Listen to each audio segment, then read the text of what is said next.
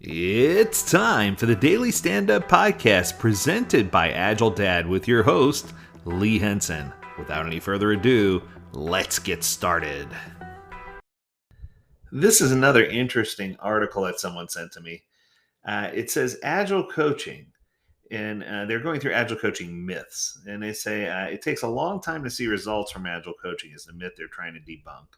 This article was written by John McFadyen, or Fadyen, and sorry if I mispronounced your name, but it seems to have some interesting theory. So let's look at it.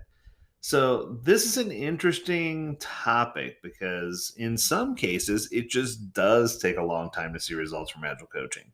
Typically, this happens when, and this is going to sound like weird, so hear me out.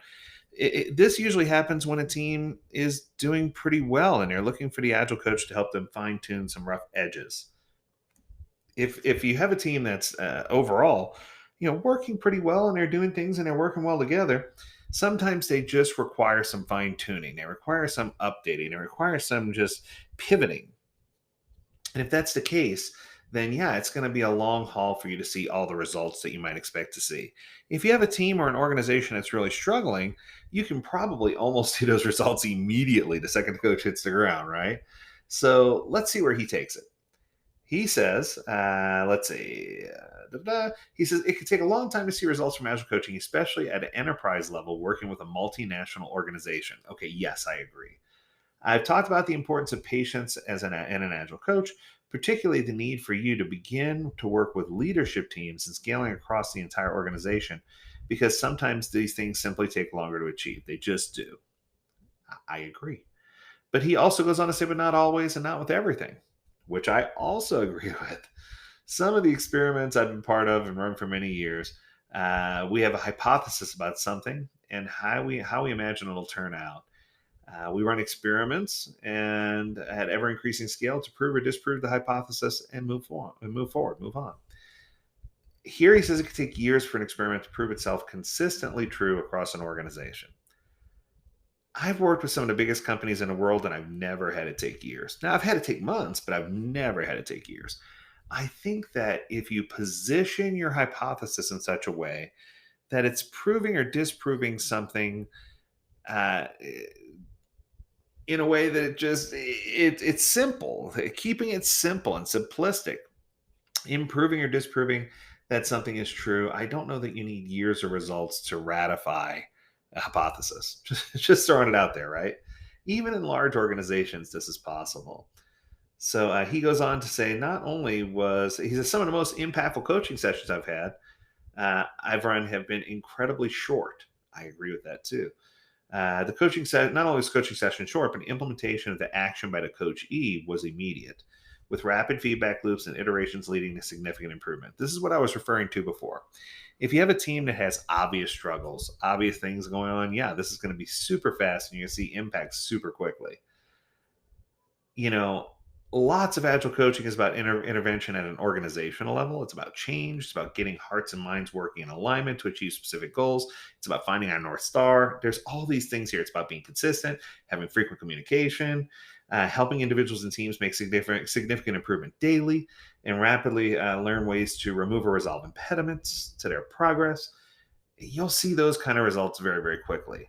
But to help change a culture across an entire organization takes time. I don't disagree. Um, it's interesting to me because I see both sides of the coin, and I think this is what John's trying to illustrate here.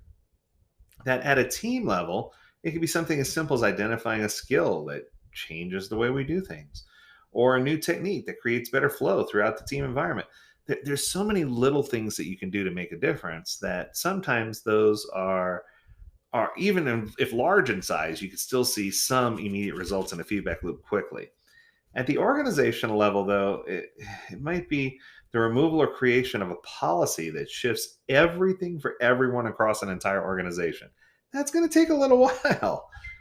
It's not that it can't happen with a single straightforward coaching session or implementation plan, but it just takes longer to get everybody on the same page because you don't want to just snap your fingers. This isn't the Thanos method. We don't want to snap our fingers, eliminate 50% of the people, and have the other 50% instantly agree because they don't want to be turned to dust, right? There's just so much more to this. So I think that the interest in agile coaching has grown significantly because people get excited when they see the quick wins, the quick impact, when they see all these short things that they can do to really make a difference. Nobody ever sits down and says, what if this organization has real problems and we have to change the actual the structure of the organization or the culture of the organization to manipulate it and to think differently. And although we can get some people on board right away, those types of changes usually require a little bit of heavy lifting or a lot of heavy lifting. And I just think it's so important for us to know where to draw the line and to be happy to help when we can.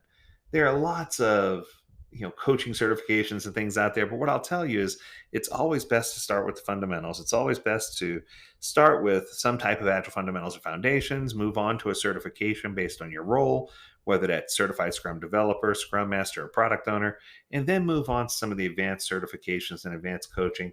And I think that as you do, if you follow the journey and you stick with one program, that you'll discover quickly that a lot of these things that we're talking about here, John and I, a lot of the things he's discussing are what I like to call agile symptoms. They're symptoms of a bigger problem, and a coach's job is to be able to quickly and accurately detect the symptoms so that we can press forward and solve the issues. So I hope this was useful to you because the real issues are going to be hidden. Tune in, and we'll continue to talk about things related to this topic. I'm gonna drop a link to John's episode here, his blog post. I'll drop a link to that in the notes for this episode. As always, we encourage you to stay well, stay healthy, and stay agile, my friends. Until next time, do take care.